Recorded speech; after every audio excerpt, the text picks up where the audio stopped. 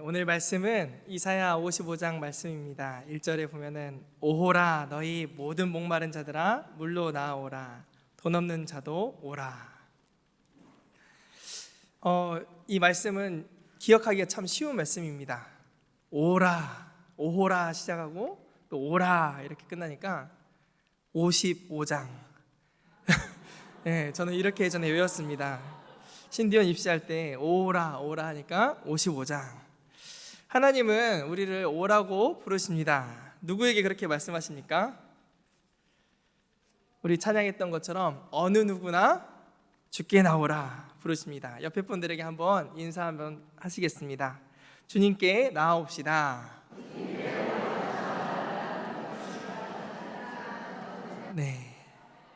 네, 우리 성도님들은 인사할 때가 가장 예쁩니다. 이사야 54장은 선민 이스라엘의 회복을 약속하는 부분이라면 이사야 55장은 만민에 대한 회복을 하나님께서는 이야기하십니다. 하나님은 목말라 있는 자들을 안타까워하십니다. 그래서 풍족한 생수를 어느 누구나 주님께 나와서 먹고 마시라고 말씀하십니다. 1절에 보면은 오라 너희 모든 목마른 자들아 물로 나아오라 돈 없는 자도 오라 너희는 와서 사 먹되 돈 없이 값 없이 와서 포도주와 젖을 사라. 목마른 자들 보고 물로 나오라고 하십니다. 그것도 하나님은 오면은 공짜로 주신다고 합니다. 돈 없는 자도 값없이 오라고 하십니다. 하나님과의 관계 가운데 갈증을 느끼고 깨어져 있어서 공허한 심령을 가진 사람들은 하나님께로 나오면은 이 생수 대신 하나님께서는 만족함을 주십니다. 생수는 공짜입니다. 왜요? 하나님께서 값을 다 치르셨기 때문입니다. 그래서 하나님께서 주시는 은혜는 무료입니다. 그런데 재미있는 표현이 있습니다. 너희는 와서 사 먹으라고 하십니다.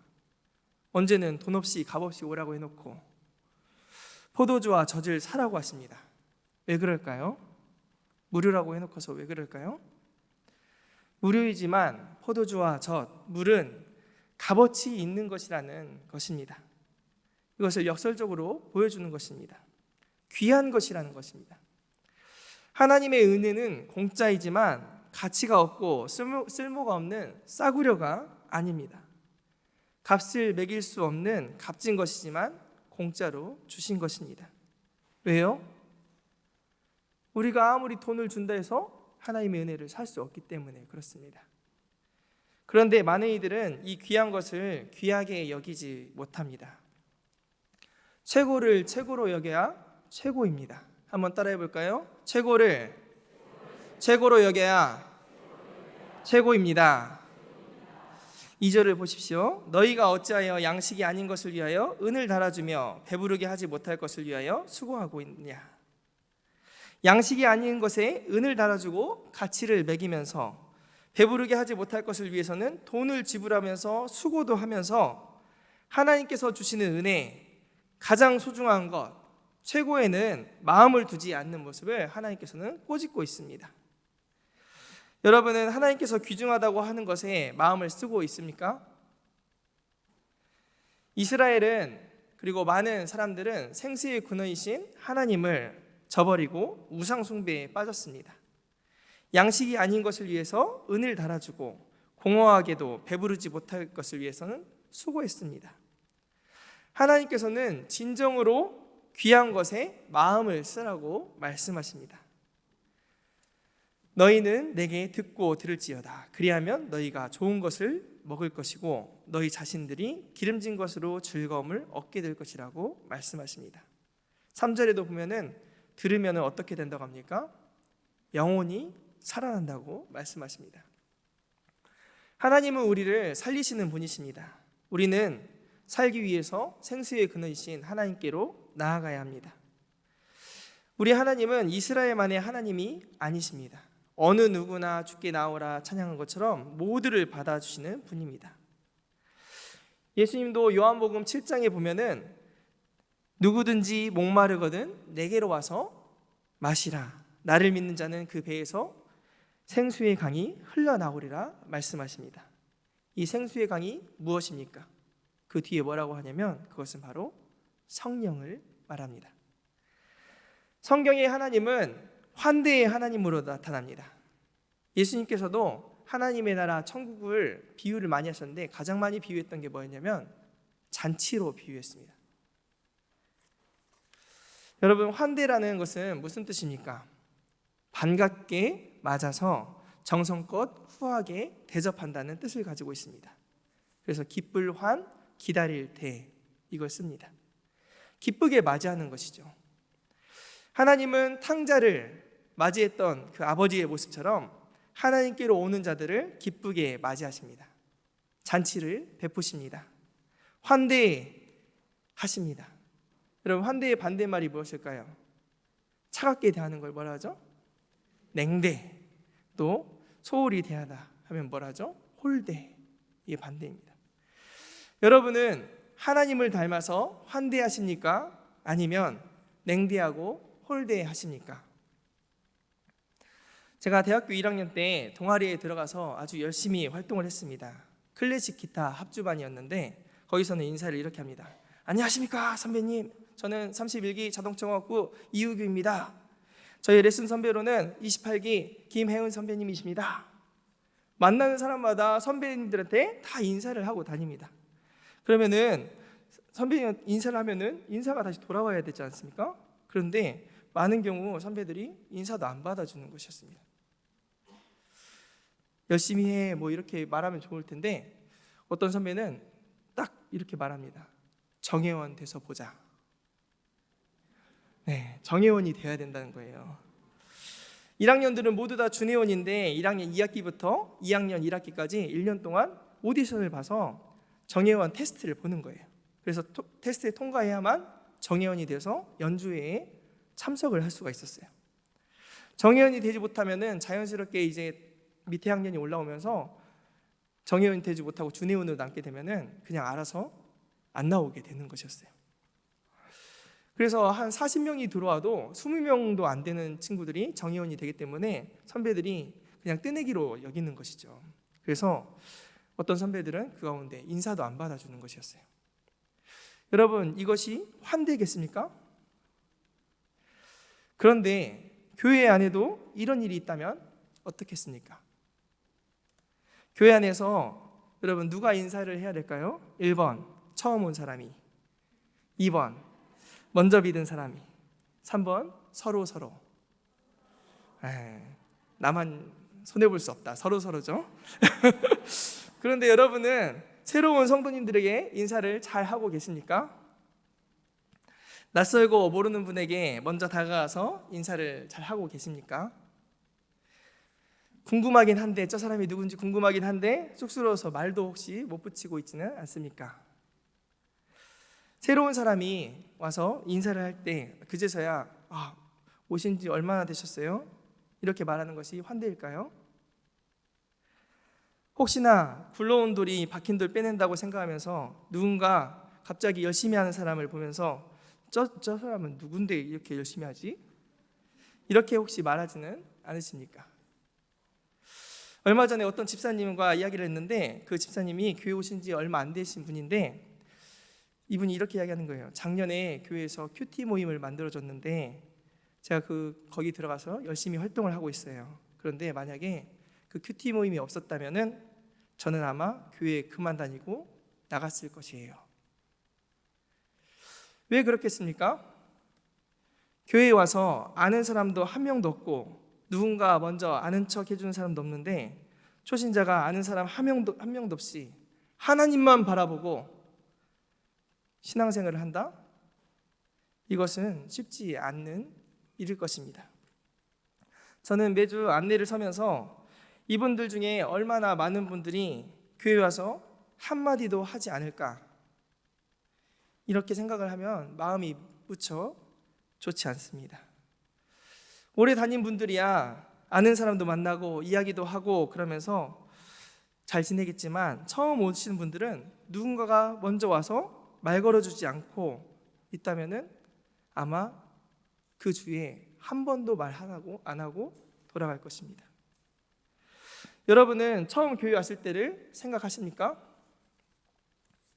여러분이 교회 왔는데 아는 사람도 없고 같은 공간에 있고 같은 시간에 있지만 예배는 같이 드리지만 냉담하고 나에게 무관심하다면 여러분은 다음 주에 또 교회에 나오시겠습니까? 식당에 갔는데 문을 열고 들어갔는데 주인이건 종업원이건 아무도 인사도 안 하고 물도 안 갖다 주고 왜 왔는지 신경도 안 쓰고 그러면 여러분은 식당에 다시 가시겠습니까? 손님이 오면은 얼른 자리를 안내해주고 메뉴판도 갖다주고 물도 가지고 오고 식탁이 좀 지저분하면 좀 닦아주고 이거 맛있는데 이거 한번 드셔보시라고 권유도 하고 또 반찬이 뭐가 떨어졌는지 보고는 알아서 척척 갖다 준다면 여러분은 정이 안 가겠습니까? 저라면 아마 단골이 될 것 같습니다. 그리고 거기 괜찮다고 소문도 낼 것 같습니다. 교회에 대접을 받으러 온 것은 아니지만 교회에 처음 오는 분들이 첫 발을 내디디는 것은 아주 큰 마음을 먹지 않고는 어렵습니다. 여러분, 그런데 그런 분들을 여러분은 귀하게 여기십니까? 환대가 아니라 냉대, 홀대, 있는 둥 없는 둥 한다면은 아마 다시 오고 싶지 않을 것입니다. 오늘 아침에 사울 변화된 그 사울에 대해서 이야기 나눴는데 바울에게 바나바 같은 사람이 또 아나니아 같은 사람이 없었다면은 바울이 될 수가 있었을까요? 예루살렘 교회에서 바울이 회심했다는 것도 믿어주지 않고 너는 우리와 다르잖아. 네가 스데반 죽일 때 가담했잖아 하면서 텃세를 계속 유지했다면은 아마 우리가 아는 바울은 존재하지 않았을 것입니다. 우리 자신이 교회에 정착한 것도 신앙을 가지게 된 것도 보면은 하나님께서 하신 역할이 가장 크시겠지만 누군가 우리를 바나바처럼 이끌어주고 누군가 우리를 아는 척해주고 돌봐줬기 때문입니다. 그래서 우리는 교회에 지금 발붙이고 있는 것입니다. 제가 여러분의 과거를 다 본 적은 없지만 우리 모두는 누군가의 기도로, 누군가의 권면으로, 누군가의 말 건네므로, 도움으로 지금 여기까지 온 것입니다. 맞습니까? 우리가 누군가 디딤돌을 삼아서 신앙을 이어갔던 것처럼 우리도 누군가의 디딤돌, 환대의 사람들이 되기를 원합니다. 옆에 분들에게 말해보십시오. 환대의 사람이 되겠습니다. 네, 환대의 사람이 되기 위해서는 좀 더 좋은 사람이 되어야 합니다. 가까이 하기에는 먼 당신이 아니라 좋은 사람, 좋은 이가 되어야 합니다. 사람 좋은 이가 되어야 되는 것이죠.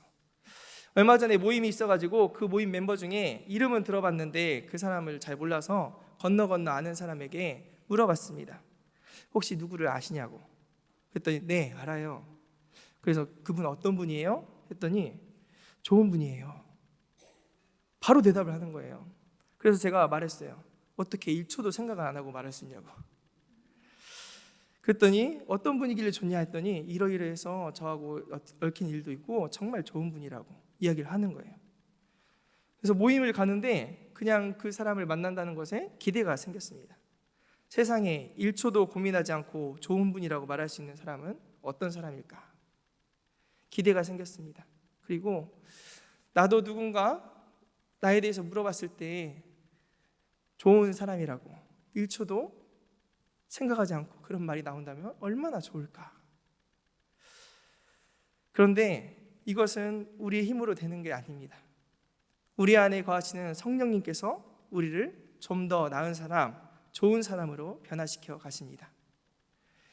에스겔 36장 26절에 보면은 또 새 영을 너희 속에 두고 새 마음을 너희에게 주되 너희 육신에서 굳은 마음을 제거하고 부드러운 마음을 줄 것이며 라고 했습니다. 새 영, 성령님이 우리 안에 오시면 우리에게 새 마음을 주신다고 합니다. 새롭게 그때부터 변화가 시작됩니다. 그런데 그 변화가 무엇이냐? 우리 육신에 있는 굳은 마음을 제거해 주시고 부드러운 마음을 주신답니다. 성령님은 부드러운 마음을 우리에게 주시는데 마치 예수님이 씨 뿌리는 비유에서 4가지 밭을 이야기했죠. 무슨 밭 이야기했습니까? 길가, 돌자, 가시떨기, 그리고 옥토, 좋은 땅 이야기했지 않습니까? 그 좋은 땅과 같이 부드러운 씨가 뿌리를 낼 만한 그런 좋은 밭을 말하고 있습니다.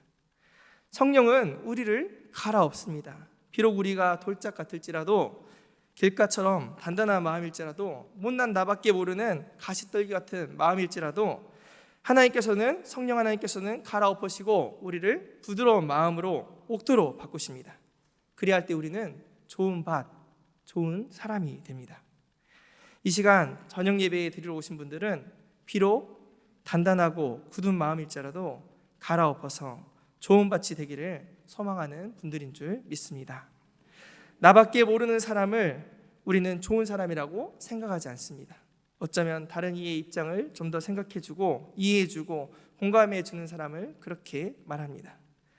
우리 하나님이 어느 누구나 나에게 오라 하면서 다 받아주시고 이해해주시고 공감해주시고 생각해주셨듯이 환대의 그 하나님을 닮아 새로운 형제자매를 품을 수 있는, 다른 이들에게 디딤돌이 될 수 있는 우리 모두가 되길 원합니다. 귀한 것을 귀한 것으로 여길 줄 아는 우리 모두가 되길 원합니다. 무엇이 귀합니까? 천하보다 귀한 것이 있는데 그것이 무엇입니까? 우리가 생각하는 다른 보물이 아니라 한 사람이 천하보다 귀합니다. 하나님께서 귀하게 여기는 자를 귀하게 여기는, 최고를 최고로 하는 최고의 사람들 다 되시기 원합니다. 기도하겠습니다.